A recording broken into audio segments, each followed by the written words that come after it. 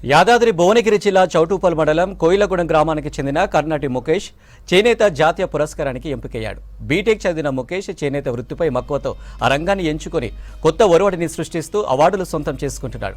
2 ఏళ్ల పాటు శ్రమించి ప్రకృతి నుంచి సేకరించిన 10 రకాల రంగులు, 100 రకాల పూల డిజైన్లతో ప్రత్యేకంగా డబుల్ ఇక్కత్ చీరను డిజైన్ చేశాడు. ఈ చీరను కరక్కాయ పొడి, కుంకుడుకాయ రసంతో శుద్ధి చేస్తారు.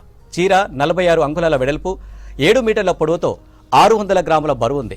ఈ చీరను జాతీయ చేనేత పురస్కారానికి పంపగా తెలంగాణ నుంచి ముఖేష్ ఎంపికయ్యాడు. ఆగస్టు 7వ తేదీన నిర్వహించే చేనేత జాతీయ దినోత్సవం రోజున రాష్ట్రపతి చేతుల మీదుగా జాతీయ పురస్కారాన్ని అందుకోబోతున్నాడు. నాకు ఈ 2023 సంవత్సరం గాను నాకు జాతీయ చేనేత పురస్కారం లభించింది. అది నేను చెట్ల రంగులతో ఉపయోగించి డబల్ ఇక్కత్ చీర చేశాను. అది చేయడానికి నాకు 2 సంవత్సరాల సమయం పట్టింది.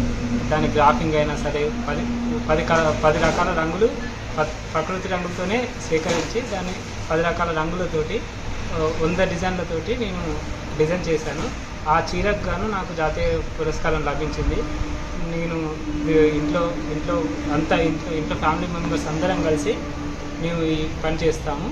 నాకు ఈ అవార్డు ప్రభుత్వం గుర్తించి నాకు ఈ అవార్డు ఇచ్చినందుకు నాకు చాలా సంతోషంగా అనిపిస్తుంది.